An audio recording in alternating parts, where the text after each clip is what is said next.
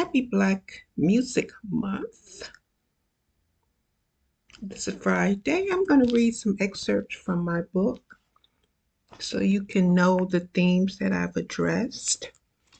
This particular excerpt is about a young lady from an impoverished neighborhood fulfilling her dream of a college degree from a prestigious university.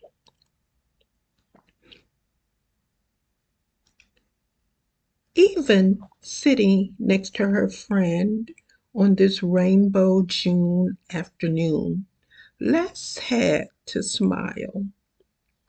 She and Kika were at the graduation ceremony of Kika's niece from Columbia College with her double master's degrees in cinematography and foreign languages.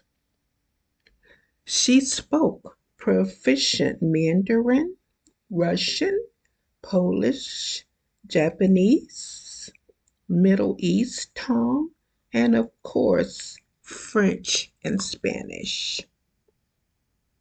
The friends would always say that Debbie wanted to be able to know what the ladies in the nail salon were really saying about her, as well as the people in the gas station where she grew up and where the food deserts dominated the landscapes and welcome substandard substances with inflated and highway robbery prices.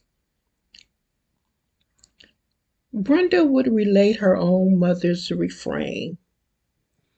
Girl, they robbing us without a gun. She and her only child, Brenda, would walk the couple blocks back home with their wares, laughingly mimicking the storekeeper and his wife and son, who spoke across to each other and nodding to the various customers in their establishment, waiting to pay the costs. Girl, I bet he's saying, why you paying $5 for a dozen eggs? And aside, when I wrote this 2017, $5 was unheard of. Now, that would be cheap. So I'm going to have to change that. What? Girl, I bet he's saying, why are you paying $20 for a dozen eggs? Walmart got them for 50 cents and burst into gales of false frivolity and gaiety that was as much to be donned as a coat on a winter morning or an umbrella in the April rain. They moved the bags to the other arm and prayed to get home before they started to tear. Brenda's imitation of the words the storekeeper used asked for double bagging when hilariously on point were hilariously on point, and her mother always exclaimed, you sound just like him. You got a gift. Les liked being here and knowing that Brenda had turned her pain into profit and vicariously getting inspired by her friends, relatives making lemonade from a lemon of a life start. She thought of what she'd give Brenda for a graduation present and decided on a state of the art, high performance laptop with all the apps for making the award winning movies and films that Les looks forward to. Brenda always took pains to explain to anyone who listened the difference between a movie and a film. She envisioned clearly accepting her award at Cannes, and her enthusiastic, ambitious nature was contagious and endearing. The heat and hum in the Rockefeller Chapel was nearly unbearable as the two had since stopped looking around trying to locate Lofla and Gladys, much less hold the seat for them. It was packed with graduates and their parents and friends and relatives. Les fanned herself, the tendrils of her brown hair framing her face.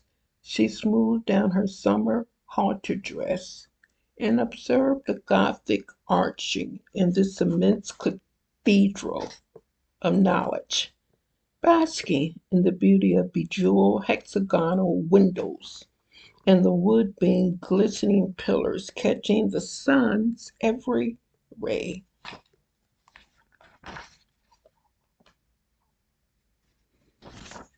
Ether lightly elbowed her, mouthing, "I think she's next," she ventured, checking for the 100th time the lengthy program of graduates, professors, and schools.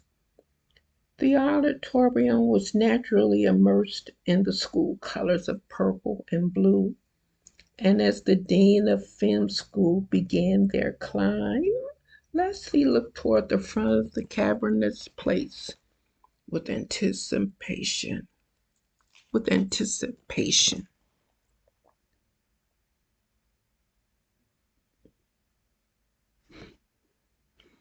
Brenda's parents had died in a car accident, and after her grief of self imposed exile, she decided to honor their legacy with success. Les remembered when they were told that she changed her name to Nia. That means purpose, Kika intoned needlessly. "I know what it means," Gladys snapped. "But for what? Why?" Les acted as peacekeeping envoy, speculatively stating, "To remind herself of who she is, I suppose." Gladys just stared and ended with a whatever and a flip of her hand. As Brenda purposely strolled across the expanse of the stage to accept her degrees, she smilingly shook the hands of a slew of professors and administrators before getting to the last person of shorter stature with a broad smile and teary eyes, whom she embraced warmly for several seconds. "Oh, that must be Professor Whitlow," Leslie thought. She had heard much about her. Hearing the two of them and other friends and cousins call her name, she waved and thumbs up in the direction, the tears slipping beneath her eyeglasses as she returned to her sleep, as she returned to her seat with her alumni. Mission completed.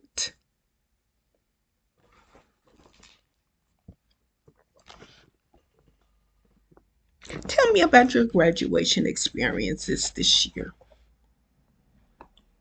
I had a couple this year. Congratulations. One going to the big old first grade. Congratulations. And I had one last year. College graduates. Congratulations to those two. That's quite an event for Black people to be routinely college graduates. Thank you. I'm glad that I have that in my family. Amen.